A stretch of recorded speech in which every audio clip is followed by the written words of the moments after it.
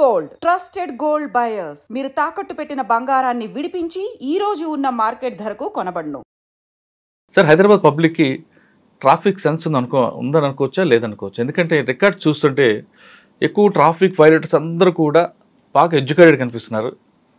చిన్న చిన్న rickshaw pullers అందరూ కూడా ట్రాఫిక్ నిబంధనలు పాటిస్తున్నారు. టోటల్గా మనం దేశవ్యాప్తంగా రికార్డ్ తీసుకుంటే మర్డర్ వాళ్ళు చనిపోయే సంఖ్య వందల్లో ఉంటే రోడ్డు ప్రమాదాల చనిపోయిన సంఖ్య లక్షల్లో ఉంది. ఇంకా ఇంజ్యూర్డ్ పర్సన్ అయితే దానికి డబుల్ ఉంటుందండి. దీనికి సొల్యూషన్ కావాలంటే కేవలం పోలీసులే కాకుండా పబ్లిక్ వైపు నుంచి మీకు ఎలాంటి సపోర్ట్ కావాలి? ఈ ప్రశ్న చెప్పే ముందు Khammam to Hyderabad via Karimnagar me journey చెప్పండి. మురళీధర్ గారు, నా ప్రయాణం అనేది యాక్చువల్గా 1996 బ్యాచ్గా నేను సబ్ ఇన్స్పెక్టర్గా సెలెక్ట్ అయ్యాను. నేటివ్ వచ్చేసి ఖమ్మం తల్లాడ మండలం మాది. ఒక విలేజ్ శంకర్రావు మా ఫాదర్ పేరు, మదర్ నాగరత్నం. నేను బేసికల్గా అగ్రికల్చర్ ఫ్యామిలీ, వ్యవసాయం ఉన్నది మాకు. మా ఊర్లో మంచి ఏరియా కదా సార్, అది చాలా బాగుంటుంది. చాలా బాగుంటుంది అగ్రికల్చర్ గా. మా విలేజ్ లో పర్టికులర్ కాటన్ మిర్చి బాగా వేస్తారు. మామిడి అన్ని కూడా బాగుంటాయి. మామిడి కూడా, నాకు మామిడి కూడా మ్యాంగో ఉన్నది నాకు ఇష్టం. చిన్నప్పటి నుంచి కూడా నేను మ్యాంగో గార్డెన్, కొంచెం ముందుకెళ్తే ఆంధ్ర బోర్డర్ కదా. Yes, exactly. రైజ్ చేస్తాం మ్యాంగో గార్డెన్ కూడా. నేను నా పర్సనల్ ఇంట్రెస్ట్, నాది బేసికల్ గా అగ్రికల్చర్ ఫ్యామిలీ. నేను చదువుకున్నది కూడా సైన్స్ కాబట్టి ఎంఎస్సి బాటనీ నాది, ఫ్రమ్ ఉస్మాన్ యూనివర్సిటీ 92-94 బ్యాచ్. దానికి ముందు కాంప్రహెన్సివ్ కాలేజ్ బిఎడ్ కూడా చేశాను నేను. Agriculture family same time education, నాకు టీచర్ కూడా సెలెక్ట్ అయ్యాను నేను. కానీ రెండు సెలెక్ట్ అయినప్పుడు ఒకటేసారి 96లో ఇది చూజ్ చేసుకోవడం జరిగింది. అంటే బై చాయిస్, ఛాన్స్ కాదు. రెండు సెలెక్ట్ అయినప్పుడు నేను ఇది చూజ్ చేసుకున్నాను, పోలీస్ ఆఫీసర్ చూజ్ చేసుకున్నాను. ట్రైనింగ్ అయిన తర్వాత ఫస్ట్ పోస్టింగ్ ఇక్కడ? నేను ఫస్ట్ పోస్టింగ్ ఆఫ్టర్ పోలీస్ అకాడమీలో అయిన తర్వాత కరీంనగర్ జిల్లాకి అలాట్ అయినా. ఫస్ట్ డిస్ట్రిక్ట్స్ అలాట్ అయితే మేము జనరల్గా ఏంటంటే ఖమ్మం నేటివ్ ఉన్న వాళ్ళు 3 డిస్ట్రిక్ట్స్ ఇస్తారు. ఒకటి ఆదిలాబాద్, కరీంనగర్, వరంగల్. ఆ 3 డిస్ట్రిక్ట్లో అప్పుడు వాళ్ళు మేము ట్రైనింగ్ చేసినప్పుడు చాలా విషయాలు ఉన్నాయి, మీకు చెప్పాలి కొన్ని విషయాలు. మా బ్యాచ్లో జనరల్గా ట్రైనింగ్ అప్పుడే చాలా మంది ఎక్స్ట్రీమిజం ఉండి అప్పుడు కరకగూడలో ఒక ఎన్కౌంటర్ అయింది. అప్పుడు దాదాపు పోలీస్ ఆఫీసర్స్ చాలా మంది చనిపోయారు, 15 మంది దాకా. అప్పుడు మా బ్యాచ్ నుంచి ట్రైనింగ్లో నుంచి కొంతమంది ఆ పేరెంట్స్ ఒత్తిడికి మేము చేయము ఈ జాబ్ అని చాలా మంది వెళ్ళిపోవడం కూడా జరిగింది పోలీస్ ఆఫీసర్గా.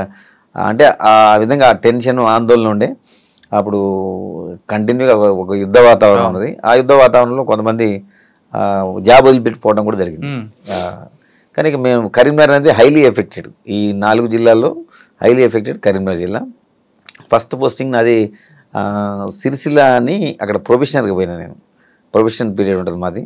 ఆ సిరిసిల్ల అయిపోయిన తర్వాత నెక్స్ట్ నాకు పోస్టింగ్, ఫస్ట్ పోస్టింగ్ కాల్వ శ్రీరాంపూర్ అని పెద్దపల్లి దగ్గర ఉంటుంది. అది సిరిసిల్లాకి వెళ్ళే ముందు మీరు చెప్తున్నట్లుగా ఆ టైంలో బాగా పీక్ మూమెంట్ ఉంటుంది. దానికి ఏ రోజు తినదిన గండం దీర్ఘాశ్మన టైప్లో ఉండేది. అప్పుడు పోలీస్ పరిస్థితి ఎలాగ ఉండేది, మావోయిస్ట్ పరిస్థితి ఎలాగ ఉండేది. మరి మీ పేరెంట్స్ ఎవరు ఒప్పుకోలేదా? ఒప్పుకున్నారా? మా పేరెంట్స్ అంటే వాళ్ళకి ఎవరికి అంటే హాయిగా ఊర్లో వ్యవసాయం చేసుకోకుండా ఎందుకు ఉద్యోగం, టీచర్ రోజు మొదలుపెట్టి పోలీసు, అందులో పర్టికులర్ కరీంనగర్ ఎందుకు అని వాళ్ళు అబ్జెక్షన్ చెప్పలేదు? చెప్పారు కానీ నాకు ఆ టైంలో చేయాలని ఉన్నది, ఇంట్రెస్ట్ కాబట్టి వాళ్ళని కన్విన్స్ చేయడం జరిగింది. అంటే పోలీసులు చూసి నేర్చుకున్నారా, లేదంటే ఎవరైనా పోలీసు మీకు రోల్ మోడల్గా ఉన్నారా? అంటే మనం సాధారణంగా మనం చూస్తుంటాం. అంటే నెక్స్ట్ ఒకటి ఫస్ట్ మిలిటరీ, నెక్స్ట్ పోలీస్. అంటే సొసైటీకి మనం ఏదైనా సర్వీస్ చేయదలుచుకుంటే నిజంగా అప్పటికప్పుడు ఇమీడియట్ రిజల్ట్స్ వచ్చేది పోలీస్ అంటే నేను నమ్ముతా. ఎందుకంటే మనం ఎవరికైనా సహాయం చేయాలంటే, పూర్ పీపుల్కి కానీ సొసైటీలో సర్వ్ చేయాలంటే మనకి పోలీస్ డిపార్ట్మెంట్ డైరెక్ట్గా అందరికీ విజిబుల్ ఉంటుంది. మిగతా డిపార్ట్మెంట్ అది మనం it will take lot of time.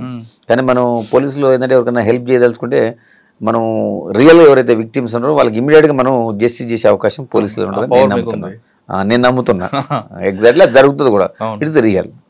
అందుకు పోలీసులు మీరు రైట్ సార్. సిరిసిల్ల మీకు ఏమో దొరికిందండి ఫస్ట్ ఛాలెంజ్ మీకు? సిరిసిల్ల అంటే ప్రొబేషన్ పీరియడ్. మేము అక్కడ బొంగులో జనశక్తి మూవ్మెంట్ బాగుంటుంది. అక్కడ మావోయిస్ట్ 2 మిక్స్ ఉంటాయి అక్కడ. ఒకటి బొంగులోనే నాకు ఒకటి సిరిసిల్లలో ఒకటి ఆ లోకల్లో వచ్చి ఒక అతను అడ్వకేట్ ఉంటాడు. ఆయన వచ్చి ఒక జనశక్తి మిలిటెంట్ వచ్చి లోకల్లో ఫైర్ చేసిపోయాడు. చేతిపోతే అతను హాస్పిటల్ షిఫ్ట్ చేసేది చనిపోవడం జరిగింది. అంటే మేము కూడా మూవ్మెంట్ ఏంటంటే అప్పుడు మేము వెపన్ కంపల్సరీ క్యారీ చేయాల్సిందే. తర్వాత మేము ఎప్పుడు కూడా 24 hours అలర్ట్గా ఉండాలి. ఈవెన్ దో మనం బయట రోడ్డు మీద వెళ్ళేటప్పుడు కూడా మనం అందరిని కూడా అబ్జర్వేషన్ ప్రాపర్గా ఉండాలి. ఆ ఎక్స్ట్రీమిజం ఉన్నప్పుడు నేను ఏదో రొటీన్గా ఉంటా అంటే అప్పుడున్న ఆ పరిస్థితులు లేవు. నేను బయటికి వెళ్ళాలన్నా, మళ్ళీ పోయి పోలీస్ స్టేషన్లో పోవాలన్నా కానీ చాలా జాగ్రత్తగా Minimum precaution తీసుకొని రావాలి. పరిసరాలని మనం అబ్జర్వేషన్ ఉండాలి. యూనిఫామ్ వేయకూడదు. ఎగ్జాక్ట్లీ. అప్పుడు రోజులు మనం యూనిఫామ్ వేస్తాం కొన్ని కేసెస్లో. వేసినప్పుడు మనం ప్రాపర్గా ఫోర్స్ పెట్టుకొని పోవాలి. మనం కూడా ట్రావెలింగ్ అనేది ఏదైనా విలేజ్కి పోవాలంటే మనం ఆర్టీసీ బస్ని మనం ఎంచుకునేది. మేము మా జీబీలో కానీ పోలీస్ వెహికల్ కానీ వాడాలి. ఎక్స్పోజ్ కాకూడదు కదా. ఎక్స్పోజ్ కావడం అంటే ఎక్స్పోజ్ మీన్స్ మన మూమెంట్ ఉన్నప్పుడు మిలిటెంట్లు వాళ్ళంతా టార్గెట్ పెట్టుకొని కూర్చుంటారు. మన మూమెంట్ ముందు ఎవరికి చెప్పొద్దు. సార్ మీరు సిరిసిల్ల ఉన్నట్టు పరిస్థితి టైంలో అక్కడ గంభీరపేట అక్కడ బాగా ఎఫెక్టెడ్ ఉంటుంది. తర్వాత మాచారెడ్డి ఈ ప్రాంతంలో ఇబ్బందులు వచ్చాయి ఎప్పుడైనా? ఉంటాయి, తప్పకుండా ఉంటాయి. మీరు అన్నట్టు గంభీరావుపేట, అక్కడ ముస్తాబాదు, ఎల్లారెడ్డిపేట, దాని తర్వాత నెక్స్ట్ మనం మాచారెడ్డి బోర్డర్, నిజామాబాద్ జిల్లా బోర్డర్. ఆ ఫారెస్ట్ ఏరియాలో కంటిన్యూగా మూమెంట్ ఉంటే జనశక్తి ఉంటుండే వాళ్ళు ఎక్స్ట్రాక్షన్ చేస్తుండే ప్రజల నుంచి పైసలు. ఎవరైతే ఉన్నారో కాంట్రాక్టర్స్ కానీ వాళ్ళు కానీ వీళ్ళు కానీ కొంచెం అది లంపెన్ గ్యాంగ్ ఉంటుండే. ఇది జనశక్తి రణధీర్ అని అప్పుడు ఉంటుండే ఆ ఏరియాలో. అప్పుడు మేము చాలా మటుకి అవి మనం అంటే అప్పుడు మా ఎస్పీ ఫస్ట్ నేను పోయినప్పుడు ఉమేష్ చంద్ర గారు ఉన్నారు కరీంనగర్. అప్పుడు ఉమేష్ చంద్ర గారు ఉన్నారు. సార్ ఆయన దగ్గర ఏం నేర్చుకున్నారండి? ఆఫీసర్ కదా. అవును, చాలా సిన్సియర్. చాలా అప్పుడు అంటే ప్రజలు ఎవరైతే పొలిటీషియన్స్ కానీ ఎవరు కానీ అప్పుడు సాధారణంగా వాళ్ళు పాపం వాళ్ళ కాన్సెన్స్కి పోయే పరిస్థితి, ప్రజలను కలుసుకోవాలన్నా కానీ చాలా కష్టం ఉంటుండే. పోలీస్ పర్మిషన్ తోటే పోదు. పోలీస్ పర్మిషన్ అంటే ఆ విధంగా కాదు, ఆ పోలీసుని అడిగి ఆ ఏరియాలో మూవ్మెంట్ ఉందా లేదా, పోలీసులు అప్పుడు వాళ్ళకి సలహా ఇస్తే ఆ సలహా ప్రకారం వాళ్ళు ఆ గ్రామానికి పోవడం. అది కూడా వెరీ రేర్గా పోయేది గ్రామానికి. ఎందుకంటే అప్పుడు అటాక్ అయ్యేది, పొలిటీషియన్స్ మీద బాగా ఒత్తిడి ఉండేది. వాళ్ళు స్వేచ్ఛగా పోయి ప్రజలకు కలిసే పరిస్థితి లేకుండా. సార్ దగ్గర ఏం నేర్చుకున్నారంటే ఫస్ట్ ఎస్పీ మీకు ఆయనే కదా? అవునవును, అతను చాలా టైగర్ ఆయన. Yes, exactly. అతను మా ఎస్పీ గారు అందరూ కూడా మేము కొత్తలో పోయినప్పుడు అందరూ బ్రీఫింగ్ ఇచ్చారు. చాలా మంచిగా ఇంటరాక్ట్ అయ్యారు. అందరికి కూడా చాలా చాలా మంచిగా అడ్వైజెస్ చేశారు. ఎందుకంటే ఇక్కడ ఈ జిల్లాలో మనం చేయాలంటే ఉద్యోగం ప్రజలతో సత్సంబంధాలు ఏర్పరచుకోవాలి మనం. ఎందుకంటే ప్రజలతో మనం రిలేషన్ వాళ్ళతో ప్రజలతో మంచిగా ఉన్నప్పుడు ప్రజలు వాళ్ళు మనల్ని ఓన్ చేసుకుంటారు. ఏంటంటే ఇప్పుడు వాళ్ళ కింద ఎక్స్ట్రీమిస్ట్ ఏంటంటే కొంత వాళ్ళు సహాయం చేసినట్టు చేసి ప్రజలకి అందులో లంపెన్ ఉండేది, ఎక్స్ట్రాక్షన్ చేసేది, అవి చేసేది. మనం అట్లా ఉండొద్దు. ప్రజలకి మనం ఎప్పుడు హెల్ప్ఫుల్గా ఉంటే ప్రజలు మనకి ఇన్ఫర్మేషన్ ఇస్తారు. ప్రజలతో మమేకం కావాలి, ప్రజలకు మనం సహాయం చేయాలి. ఏదైతే మన డ్యూటీ ఉన్నాయో విధులు ఉన్నాయో ఎవరిని కూడా ప్రజల్ని ఇబ్బంది పెట్టకుండా చేస్తే మనం ఆటోమేటిక్గా మనం ఆ ఎక్స్ట్రీమిజంని ఎరాడికేట్ చేసే అవకాశం ఉంటుందని మాకు సలహా ఇవ్వడం జరిగింది ఉమేష్ చంద్ర గారు. సార్ సిరిసిల్ల నుండి సిరిసిల్ల మీకు ఎవరు సీఏ ఎవరండి అప్పుడు? సిరిసిల్ల అప్పుడు నాకు ఫస్ట్ నేను రామయ్య గారు అని ఉంటుండే, తర్వాత నాగేశ్వరరావు అని ఉంటుండే, ఇద్దరు ఉంటుండే. అప్పుడు వేములవాడ సిరిసిల్ల ఒక సబ్ డివిజన్ అది. వాళ్ళిద్దరు కూడా ఇప్పుడు ప్రజెంట్ లేరు, రిటైర్ అయిపోయారు. సిరిసిల్ల తర్వాత అండి? సిరిసిల్ల తర్వాత నేను కాల్వ శ్రీరాంపూర్ అని పెద్దపల్లి దగ్గర first it is my first posting. Nalin Prabhat గారు ఎస్పీగా ఉన్నారు, నేను అక్కడ ఫస్ట్ పోస్ట్. అక్కడ ఏం ఛాలెంజ్ వచ్చిందంటే మీకు? అక్కడ మెయిన్ ఏంటంటే మనకి ఎక్స్ట్రీమిజం బాగా హైలీ ఎఫెక్టెడ్. సికాసా మూవ్మెంట్ ఉంది కదా? ఉన్నది. సింగరేణికి సంబంధించింది. ఎందుకంటే అది బార్డర్ పెద్దపల్లి కాబట్టి మనకి అవన్నీ మంతని, కాటారం, ఆ ఫారెస్ట్ రూట్స్ అంతా కాళేశ్వరం అంతా దాని కింద ఉండేది కదా. ఎగ్జాక్ట్లీ. మనకి అంత సింగరేణి అంతా బొగ్గలు అందులో పనిచేసేవాళ్ళు. తర్వాత మేమేంటంటే మా ఎస్పీ గారు అప్పుడు నలిన్ ప్రభాత్ సార్ అని ఆయన కూడా ఏంటంటే మెడికల్ క్యాంప్స్ కండక్ట్ చేసేది. నేను ఉన్నప్పుడు చాలా పెద్ద క్యాంపు, మెడికల్ క్యాంపు కండక్ట్ చేయించారు. అంటే మారుమూల అది గ్రామం కాబట్టి అది పేరుకి మండల హెడ్ క్వార్టర్ అది కాల్వ శ్రీరాంపూర్. అప్పుడు నేను ఫస్ట్ SHO నేను. అప్పుడు ఉన్నప్పుడు ఏం చేసినా వాడికి ప్రజలకు దగ్గర కావాలంటే మనం ప్రజలకు ఒక మంచి పనులు చేయాలి. అంటే పోలీసుకి ఇమేజ్ పెంచుకోవాలి ఫస్ట్ ప్రజల్లో. ఎందుకు నక్సలిజం వద్దు, ఎందుకు మనకి ప్రభుత్వ పాలన అంటే వాళ్ళు ప్రభుత్వాన్ని పాలన చేయనీకపోయేటోళ్ళు. ఎందుకంటే వాళ్ళే వచ్చి ఫారెస్ట్ విలేజ్లోకి వచ్చి ఆక్యుపై చేసి అక్కడున్న ఎవరైనా పొలిటీషియన్ వాళ్ళని చంపేయటం, తర్వాత పాలన అనేది లేదు. అంటే వాళ్ళు ఆధీనంలో తెచ్చుకొని ప్రయత్నం చేసేది. అది మనం ఓవర్కమ్ చేయాలంటే మనం ప్రజల్లో మంచి పేరు తెచ్చుకుంటే మెడికల్ క్యాంపు చాలా పెద్ద క్యాంప్ పెట్టినాం అక్కడ, బిగ్ క్యాంప్. ఎందుకంటే అప్పుడు రోజులు అంత అవేర్నెస్ లేదు, రకరకాల డిసీజ్ ఉంటాయి ప్రజలకి.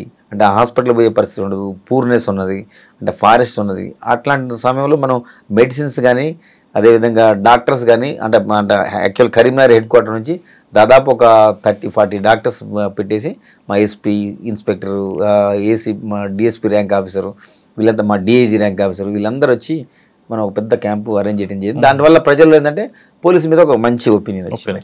సార్ మీరు ఖమ్మం జిల్లా తల్లాడ మంచి వ్యవసాయం కుటుంబం చుట్టూ బాగుంటుంది. అక్కడ నుండి మీరు సిరిసిల్ల నుంచి అటు వెళ్ళారు, ఒక కంప్లీట్ డ్రై ఏరియా అది.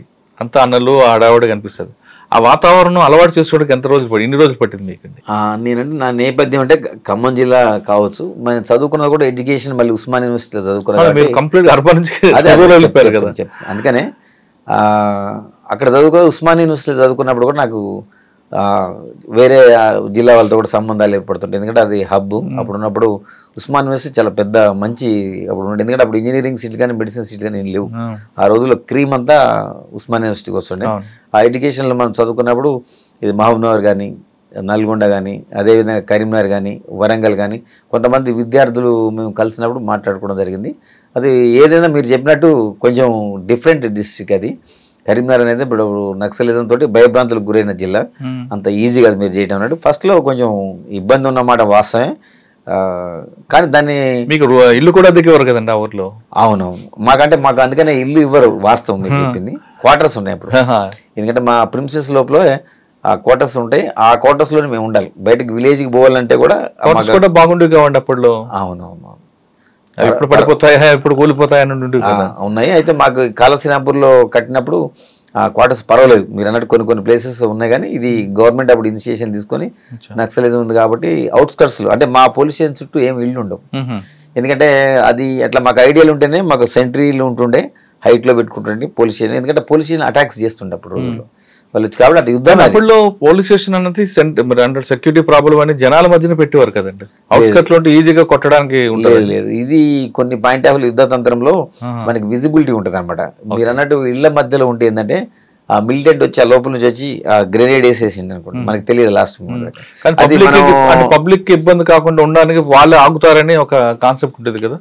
అది మీరు అన్నట్టు ట్రావెలింగ్ లో ఫర్ ఎగ్జాంపుల్ మేము ఆర్టీసీ బస్సులు ఎందుకు సెలెక్ట్ చేసుకోం? మేము మాకు జీబులు కానీ పర్సనల్ వెహికల్స్ ఏమి వాడకపోయేది.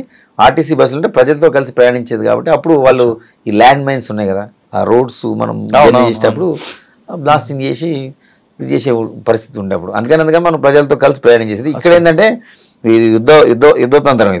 ఇది యుద్ధతంత్రం. ఇప్పుడు రోజుల్లో ఎవరికి అవగాహన లేదు ఇప్పుడు వచ్చిన పోలీస్ ఆఫీసర్స్కి. అప్పుడు రోజుల్లో ఏంటంటే మన పోలీస్ స్టేషన్ అవుట్స్కట్స్లో ఉంటాయి. ఏంటంటే మనకు అడ్వాంటేజ్గా ఉంటుంది. మన చుట్టూ ఉన్న ప్రిమిసెస్ని అంటే వాళ్ళ మూవ్మెంట్ ఎవరు కనిపించినా కానీ ఫైర్ చేస్తారు. అదివరకు మనం ఎవరు వచ్చినా కానీ చెప్పి రావాలి. అక్కడ వాళ్ళు ఆగాల్సిందే. మా సెంట్రీ పైన ఉంటాడు, హైట్లో ఒక అతను ఉంటాడు, కింద ఉంటాడు, ఫ్రంట్ సెంట్రీ అంటారు, రూఫ్ టాప్ ఉంటుంది, ఆ బ్యాక్ సెంట్రీ ఏంటి, లెఫ్ట్ రైట్ సెంట్రీస్ ఉంటాడు. అంటే వాళ్ళు రెడీ పెట్టుకొని ఉంటారు వెపన్స్. వాళ్ళకి ఏదన్నా ఇష్యూ ఉందంటే అక్కడికి వచ్చిందంటే ఆటోమేటిక్గా వాళ్ళు ఆపాల్సింది. ఈవెన్ మా పై ఆఫీసర్స్ ఎస్పీ వచ్చినా కానీ ఆ వెహికల్లో కూడా వాళ్ళు ఎవరైనా ఎస్పీ అనుకొని చెప్పొచ్చి మనం అటాక్ చేసే అవకాశం ఉంది. ఎస్పీ గారు వచ్చినా కానీ అక్కడ దూరం ఉండే వాళ్ళు సోర్స్ అని చెప్పి వాళ్ళు మనం లైటింగ్ వేసిన తర్వాత కన్ఫర్మ్ అయిన తర్వాత మా పోలీసు వాళ్ళకి అలా చేసేది. ఆ లెవెల్ ఉంది. ఆ విధంగా జరిగేది క్రైమ్ అయినప్పుడు పోలీసుల పేరు మీద దాడులు చేసేవారు. ఉన్నాయి కదా. ఇప్పుడు మన అక్కడ కాటారం పిఎస్ ఉన్నది, దాని మీద అటాక్ చేశారు. మీరు అన్నట్టు ఇళ్ల దగ్గర ఉన్నది. నేను ఉన్న టైంలో కాటారం పిఎస్ మీద అటాక్ చేశారు. కాకపోతే మా వాళ్ళు అప్పుడు తిప్పి కొట్టారు.